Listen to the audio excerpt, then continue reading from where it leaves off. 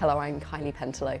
Well, we start with the latest on the Israel-Gaza war, where fighting has continued to rage across Gaza with fierce tank fire and airstrikes in Khan Younis in southern Gaza, which Israel sees as a stronghold of Hamas.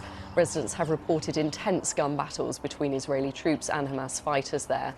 Many people have been trying to move to the southern border town of Rafah, which continues to see an influx of people seeking safety. Well, our correspondent Shaima Khalil sent this report from Jerusalem. A massive Israeli bombing in northern Gaza turns an extensive network of Hamas tunnels into dust. These IDF pictures show a well-equipped infrastructure of long and branched-out tunnels, in which the army says senior Hamas members moved and operated. In central Gaza, more than 150,000 people were ordered to evacuate two of the area's biggest refugee camps. And this is where they were told to go for safety. The area of Deir el-Belah, itself reeling from the aftermath of strikes. We were sitting at our homes peacefully, and all of a sudden a missile hit and destroyed my house, my neighbor's house, the whole neighborhood. My children are displaced now, and we don't know where to go. Have mercy on us, help us. It's a devastating situation. People are sleeping on the streets. In Rafah, now Gaza's most densely populated city according to the UN, there's no let-up in the bombardment. Children were killed here. 26 people were killed here. I'm terrified. I'm scared, and the thought of me being killed or my other brother being killed just crossing my mind repeatedly. I already lost my older brother. I can't lose my younger brother. And this is what Egypt's ceasefire proposal is up against: an expanding military operation in Gaza and a continuing barrage of Hamas rockets into Israel.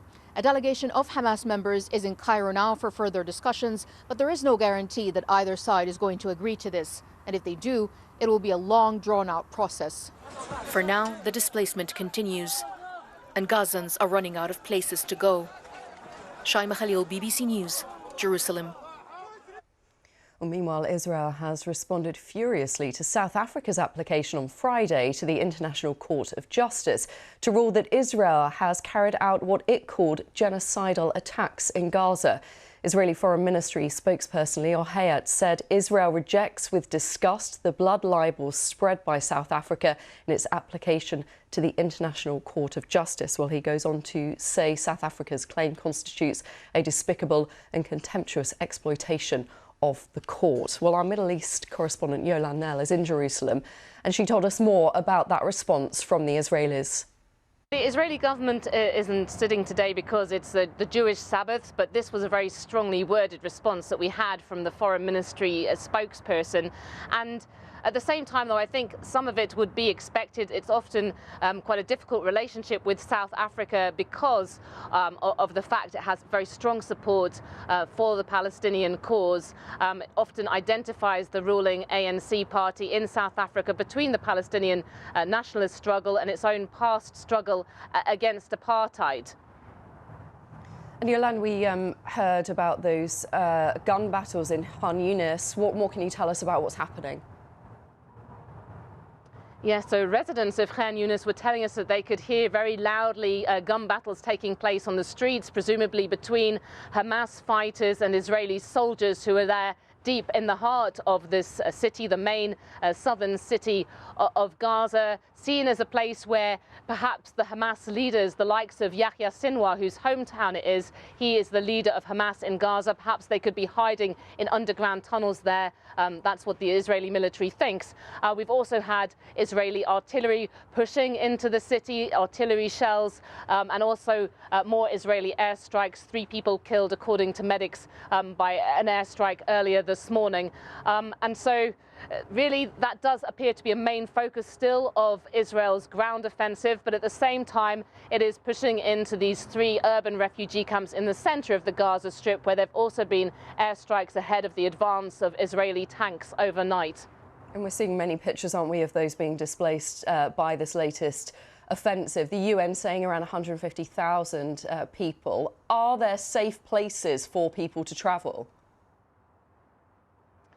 I mean, it's extremely difficult. What we're seeing is that people are using whatever means they can, either fleeing on foot, using donkey carts in some cases. A few people have got their vehicles with enough fuel in to make the journey, and they're sort of going in short hops as they fled from these different camps in the center of Gaza Strip as Israel's ground offensive has advanced just in the past week, heading first to Deir al-Balah, a big town there which has also been hit by airstrikes, as we saw, and then going south into Rafah, the town on the Egyptian border. But of course, this is now the most densely populated part of the Gaza Strip. There are hundreds of thousands of people who are displaced there. The UN says that it's extremely difficult to deal with in terms of they're seeing now a spread of disease in the areas where there are these overcrowded shelters and people living in very difficult conditions, some of them sleeping rough or else in sort of makeshift tents that they've set up.